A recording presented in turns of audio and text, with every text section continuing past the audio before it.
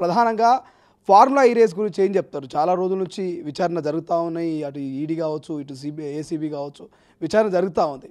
So ఎట్లా కొలికొచ్చే అవకాశం కనిపిస్తుందో, అరెస్టు పక్కనే చర్చ జరుగుతుంది. మీ పార్టీలు కూడా చెప్తున్నటువంటి పరిస్థితి ఏం జరిగే అవకాశం ఉంది ఈ ఫార్ములా ఈ రేస్ ఎపిసోడ్లో?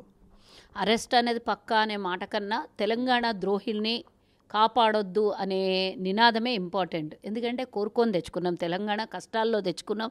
స్వతంత్రం వచ్చినప్పటి నుంచి తెలంగాణలో అన్యాయం జరుగుతూనే ఉంది అనే ఒక నినాదం తీసుకొని ఒక 40 ఏండ్లు కొట్లాట తర్వాత తెలంగాణ వచ్చింది. మనం ధనికులు కాకున్నా పర్వాలేదు కానీ పేదోళ్ళు అయిపోవద్దు కదా. పేదోళ్ళు అయిపోవడానికి కారణం తెలంగాణలో గత ప్రభుత్వం, తొలి ప్రభుత్వం బీఆర్ఎస్, గతంలో టీఆర్ఎస్ చేసినటువంటి అప్పులు తెచ్చుకొచ్చి మన నెత్తి మీద పెట్టి 10 ఏళ్లలో ఒక్కొక్కరి నెత్తి మీద ₹1,00,000 అప్పు భారం మోపడమే కాకుండా వాళ్ళు చేసినటువంటి పాప కర్మానికంతా మనకు బెడగు చుట్టుకొని వాళ్ళు పోయేది బాగానే పోయినరు. తండ్రి, కొడుకులు, బిడ్డ, అల్లుడు అందరు బాగానే పోయినరు, దోచుకున్నారు, పోయినరు. మా అయితే జైలు అవుతుంది, మాకేమవుతుందని దోచుకున్నారు. ఆ అహంకారము, ఆ ధైర్యము, ఎంత ధైర్యం ఉంటే తెలంగాణ ప్రజల మీద దోపిడీ చేస్తారు చెప్పమ్మా. ఒక్కడు కాదు, 2 కాదు, లక్షల కోట్ల దోపిడీ చేసారు. మన కార్ రేస్ కేసు 45 కోట్లో 54 కోట్లో కనబడుతుంది. కానీ అంతకన్నా పెద్ద ద్రోహం చేసినటువంటి కేటీఆర్, కేసీఆర్ కుటుంబం ఇది ఒక్క దాంట్లోనే కాదు. ఇది ఒక్కటే మీరు జైలుకు పోతారు. సిబిఐ విచారణ జరిగింది, గవర్నర్ గారి ఆదేశాలు రాగానే అరెస్ట్ అవుతాడు అనేది, ఇది ఒక్క దాని మీద అరెస్ట్ అయితే మనశ్శాంతి కానీ తెలంగాణ ప్రజలకి నిజంగానే అసలు కాన్షియస్ ఒప్పుకుంటలేదు. ఇంకా ఇది ఒక్క దాని మీదనే కాదు, కేటీఆర్ చేసినటువంటి ఎన్నో రకాలు విధ్వంసం, అప్పుల భారం, అహంకారపూరితమైనటువంటి పరిపాలన చేసినటువంటి ఆ కుటుంబానికి ఎలాంటి శిక్ష వేసినా తక్కువనే.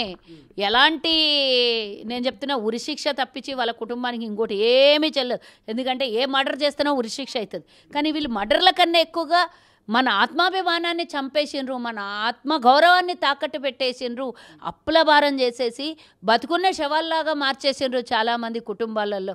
కాబట్టి మీరు చెప్తున్న ఈ ఫార్ములా ఈ రేస్, ఈ కార్ రేస్ ఏదైతే ఇది ఒక లొట్టపీస్ కేసు, నేను పెద్ద భయపడనని చెప్పేసి మొన్న కూడా అంటుడు, మళ్ళీ అంటున్నా ఇది లొట్టపీస్ కేసు అని చెప్తాను. అనకపోతే ధైర్యం చచ్చిపోతుంది అని అంటే ఆయనకు ఆల్రెడీ అహంకారం ఉంటుంది, ఒంటి మీద అహంకారము, తల నిండా అహంకారం ఉంటుంది. కాబట్టి ఆ మాట అనకపోతే ఇంకేం మాట అంటాడు? లొట్టపీస్ కేసు అన్నాడు, దాని తర్వాత దాని మీద కోర్టుకు పోయిండు, దాని మీద ఇంకోటి రకరకాలుగా మాట్లాడిండు, ఉరికిపోయే ప్రయత్నాలు చేసిండు. ఇంకేం లేదు, అమెరికాకు పోయిండు, రకరకాల ప్రయత్నాలు చేసిండు, దీని నుంచి తప్పించుకునే ప్రయత్నాలు రకరకాలుగా చేసిండ్రు. కానీ చట్టం ఎవరికి చుట్టం కాదు. తప్పకుండా తప్పు చేసినోడికి ఎప్పుడో ఒకరోజు శిక్ష తప్పదు. కాస్త ముందు వెనకాల, ఓ రోజు ఒకడికి ముందైతే ఒకడికి వెనకాల, ఓ రోజు ముందైతే ఓ రోజు తర్వాత తప్పించి తప్పు చేసినోడికి ఇక్కడ కింద చట్టం శిక్షించకపోయినా పైకి పోయినాక దేవుడికి సమాధానం చెప్పుకునేది అవసరం వస్తుంది. తెలంగాణ ప్రజల మీద మీరు పేలాలు ఏరుకున్నారా దొంగల్లారా అని ఒక్కొక్కడిని పైన శిక్షించడం మొదలు పెడితే అప్పుడు తెలుస్తుంది. పైన కూడా అవసరం లేదు, నన్ను అడిగితే. ఇది కలికాలము, జనాభా ఎక్కువైపోయింది, పైన కూడా శిక్షించడానికి జాగ లేనట్టుంది, ప్లేస్ లేదు, ఆడ యముడికి కూడా ఓపిక లేదు. కాబట్టి ఆ పాపాలన్నీ ఇక్కడనే అనుభవించిపో నువ్వు, మళ్ళీ అక్కడికి వస్తే ఇక నా వశం కాదు, నీ పాపాలకి నేను కడగడానికి ఇడా అని చెప్పేసి ఇక్కడనే యముడు శిక్షించే ప్రయత్నం చేస్తాడు.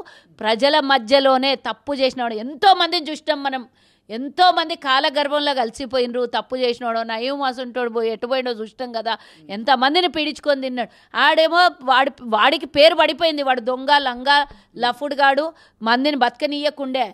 కానీ వాడు ఏమంటారు, నాన్ గవర్నమెంట్లో ఉండి సతాయించిండు. వీళ్ళు గవర్నమెంట్లో ఉండి నయం కన్నా ఎక్క దోపిడీ చేసుకొని తిన్నారు. నయం దోపిడీ చేసిన ఆస్తుల్ని గుంజుకున్నారు, నయం దాచిపెట్టిన డబ్బుని గుంజుకున్నారు. నయం అసలైన తొలి వెలుగు.